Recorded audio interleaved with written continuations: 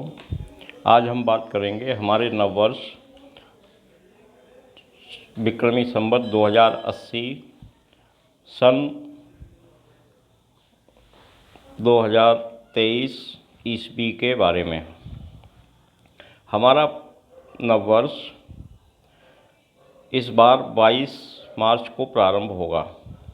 यह बहुत अच्छी बात है। इस वीडियो के बारे में जो तथ्य प्रस्तुत करूंगा उसमें यह तारीख आपको समझने में बहुत सुगमता प्रदान करेगी। हमारा भारतीय नववर्ष बहुत ही वैज्ञानिक विधि के अनुसार निश्चित किया जाता है। इसमें वह सभी चीज़ें सम्मिलित की जाती हैं जो हमारी सौरमंडल में घटित होती हैं। सभी लोगों को एक बात तो पता होगी कि हमारा नववर्ष चैत्र मास में मनाया जाता है, लेकिन शायद इस बात पर किसी ने ध्यान ना दिया हो कि चैत्र नववर्ष में चैत्र मास में प्रथम दिन अथवा मास के प्रारंभ में हम नववर्ष नहीं मनाते। चैत्र मास जब 15 दिन व्यतीत हो जाता है तब हमारा वर्ष प्रारंभ होता है। यह शायद हमारी पृथ्वी पर एकमात्र ऐसा नववर्ष है जो महीने के बीच में प्रारंभ होता है। अधिकांशतः आपने देखा होगा 31 दिसंबर को ईस्वी समाप्त होती है और 1 जनवरी को उनका नववर्ष प्रारंभ होता है, जो अधिकांशतः विश्व में प्रसिद्ध है और हर्षोल्लास से मनाया जाता है। लेकिन हमारा भारतीय नववर्ष महीने के प्रारंभिक दिनों में नहीं मनाया जाता। यह महीने के मध्य में मनाया जाता है। इसके कई कारण हैं। प्रमुख कारणों में आज हम जिस कारण की चर्चा करेंगे वह है इसका मध्य में होना। अब आप यदि देखें कि 22 मार्च को पृथ्वी अपने भूमध्य रेखा पर सूर्य की किरणों को सीधा प्राप्त करता है, यानी कि सूर्य की किरणें भूमध्य रेखा के ऊपर से होकर गुजरती हैं और इसी कारण उत्तरी ध्रुव और दक्षिणी ध्रुव तक समान रूप से सूर्य की किरणें पहुंचती हैं। परिणाम स्वरूप हमारा दिन और रात का समय बराबर होता है इस दिन। अब आप कहेंगे कि प्रत्येक वर्ष तो हम 22 मार्च को नहीं मनाते हैं। हाँ, हम प्रत्येक वर्ष 22 मार्च को अपनी नववर्ष नहीं मनाते हैं। उसकी वजह यह है कि हम अपनी चंद्र वर्ष जो हम प्रत्येक वर्ष अपनी तिथियों की गणना करते हैं वह चंद्र वर्ष के अनुसार करते हैं, लेकिन प्रत्येक 3 वर्ष के पश्चात हम अपने वर्ष में 1 मास अतिरिक्त जोड़ देते हैं, जिसे अधिवर्ष के नाम से जाना जाता है। और हमारा सूर्य वर्ष और हमारा चंद्र वर्ष समायोजित इस तरह हो जाता है। इसी वजह से हमारे 22 मार्च से अधिकतम 20 दिन और न्यूनतम 20 दिन का विलंब हो जाता है, यानी कि केंद्र में 22 दिसंबर ही होती है। अब 22 दिसंबर या 21 दिसंबर को वैज्ञानिक लोग यह मानते हैं कि सूर्य की किरणें सीधी भूमध्य रेखा पर पड़ती हैं, यानी कि हमारी पृथ्वी सूर्य के सीध में होती है, यानी उत्तरी ध्रुव और दक्षिणी ध्रुव के मध्य में सूर्य की किरणें आती हैं। अब बात करते हैं कि हमारा नववर्ष तो इतने हर्षोल्लास से नहीं मनाया जाता है, लोगों का ये मानना है। लेकिन मेरा यह मानना है कि भारतीय नववर्ष जितने हर्षोल्लास से मनाया जाता है, उतने हर्षोल्लास से विश्व का कोई नववर्ष नहीं मनाया जाता। आप अगर ध्यान से देखें तो इस दिन से ही हमारे नव दुर्गा शुरू होते हैं। नव दुर्गा शुरू होने का प्रमुख कारण नववर्ष ही है।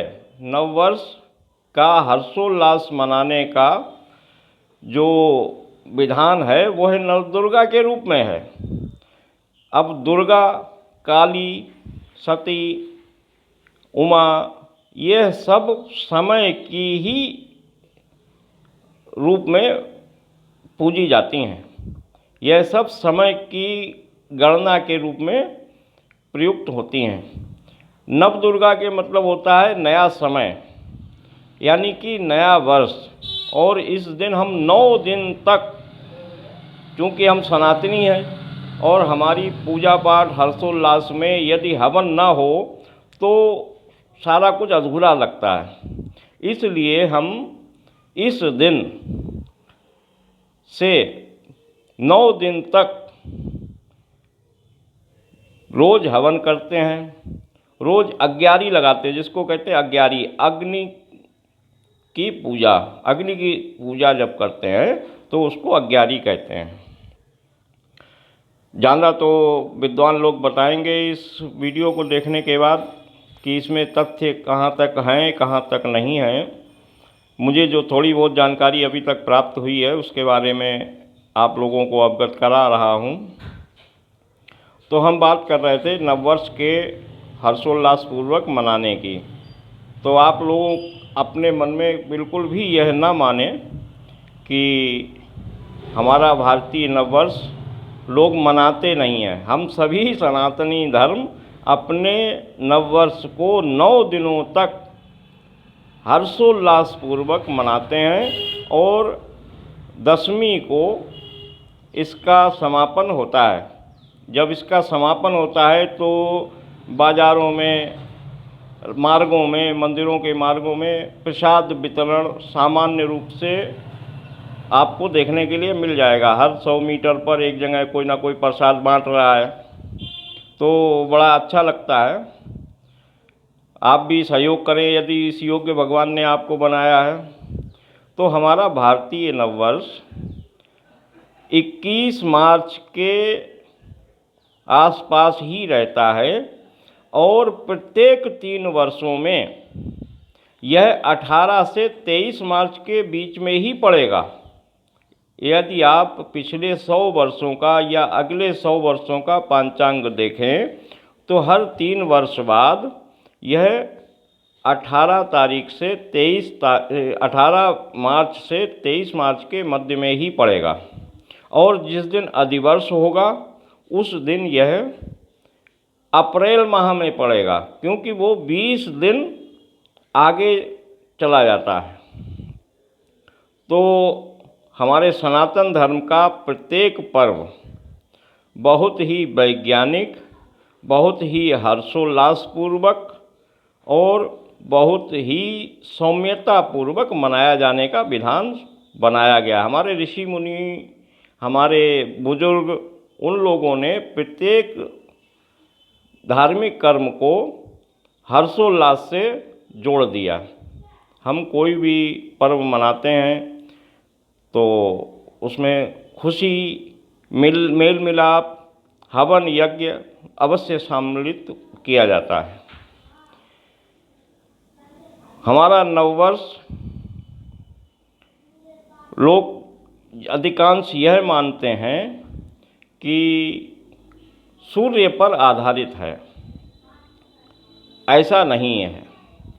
सूर्य प्रत्येक स्थिति में पृथ्वी से समान रूप से दृष्टिगत होता है। यानी कि सूर्य की रूप में पृथ्वी वर्ष में कहीं भी घूम रही हो, कहीं भी विचरण कर रही हो, यदि सूर्य की ओर देखेगी तो वह समान रूप से ही दिखेगा। अधिकांश लोगों का ये मानना है कि हमारी ऋतुएं वगैरह भी सूर्य पर आधारित हैं। तो सूर्य पर ऋतुएं भी आधारित नहीं हैं। हमारा वर्ष, हमारा नववर्ष, हमारी पृथ्वी उत्तरी ध्रुव और दक्षिणी ध्रुव रूपी केंद्रों पर जो विचरण करती है, यानी कि उत्तरायण और दक्षिणायन, इस पर ऋतुएं निर्धारित होती हैं और इसी पर नववर्ष भी निर्धारित होता है। हाँ, समायोजित हो जाता है। लोग कहते हैं कि सूर्य वर्ष है। अब इस पर एक नई वीडियो बनाऊंगा, तब आप लोगों को और अधिक जानकारी मिलेगी कि हमारा नववर्ष सूर्य पर आधारित ना होकर ध्रुवों की गति पर आधारित होता है, जिसे उत्तरायण और दक्षिणायन कहा जाता है। उत्तरायण और दक्षिणायन के बारे में मेरा शोध चल रहा है। इसको मित्र और वरुण के नाम से भी जानते हैं। मित्र और वरुण उत्तरी ध्रुव और दक्षिणी ध्रुव के रूप में भी जाने जाते हैं। अंग्रेज़ों का नववर्ष मुझे नहीं लगता कि किसी प्रकार का कोई वैज्ञानिक तथ्य उसमें हो तो उनकी अपनी स्वीकृति होगी, उनका अपना विज्ञान होगा। लेकिन हमारा वैज्ञानिक भारतीय नववर्ष 9 दिनों तक, 9 को संस्कृत में नव भी कहते हैं, तो नव दुर्गा और नववर्ष, इसमें नववर्ष के ही आयोजन को, नववर्ष के ही हर्षोल्लास पूर्वक मनाने को नव दुर्गा के रूप में जाना जाता है। बंगाल में भी होता है, बहुत ज़्यादा प्रचार इसका है। उत्तर प्रदेश में भी अभी इसका काफ़ी प्रचार हो गया है। बिहार में तो है ही। लगभग पूरे भारत में ही नववर्ष हर्षोल्लास पूर्वक मनाया जाता है। आप लोग बिल्कुल भी हीन भावना में ना रहें कि हमारा भारतीय नववर्ष हर्षोल्लास पूर्वक नहीं मनाया जाता। ये हमारे दिमागों में, हमारे मस्तिष्कों में भर दिया गया है कि हमारा भारतीय वर्ष कोई हम लोग नहीं मनाते। हम 9 दिनों तक अपना नववर्ष मनाते हैं। शायद विश्व में कोई भी सभ्यता 9 दिनों तक लगातार, कुछ लोग तो व्रत भी रखते हैं, कुछ लोग पूजन करते हैं, कुछ लोग हवन करते हैं, कुछ लोग नित्य मंदिर जाते हैं, कुछ लोग नित्य पैदल बगैर जूता चप्पल के मंदिरों तक जाते हैं। तो हम लोग इस तरीके के सनातनी हैं। हम लोग इस तरह अपना हर्षोल्लास मनाते हैं। तो सभी लोगों को अग्रिम रूप से भारतीय नववर्ष की बधाइयाँ। हमारा भारतीय नववर्ष बहुत ही वैज्ञानिक है और इसका हर्षोल्लास पूर्वक मनाया जाना भी कम गौरवपूर्ण नहीं है। आप लोग अपने दिमाग से निकाल दीजिए कि हमारा भारतीय नववर्ष हर्षोल्लास पूर्वक रूप से नहीं मनाया जाता है। बहुत हर्षोल्लास पूर्वक मनाया जाता है। बहुत बहुत धन्यवाद। हमारी अगली वीडियो का जल्दी ही प्रसारण होगा, ऐसी भगवान से प्रार्थना है।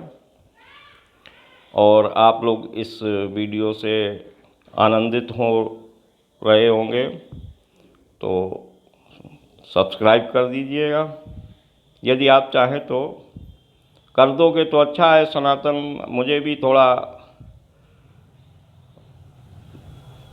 प्रसन्नता होगी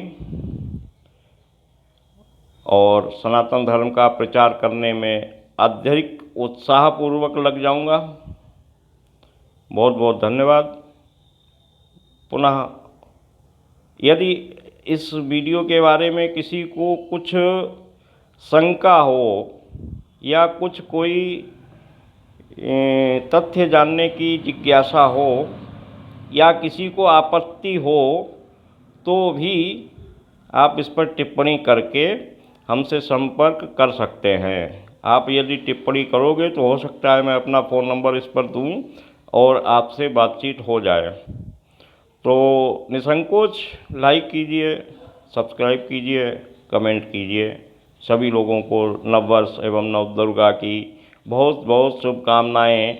और हमेशा मस्तिष्क में रखिए कि नववर्ष का हर्षोल्लास पूर्वक मनाना ही नवदुर्गा पर्व है। धन्यवाद।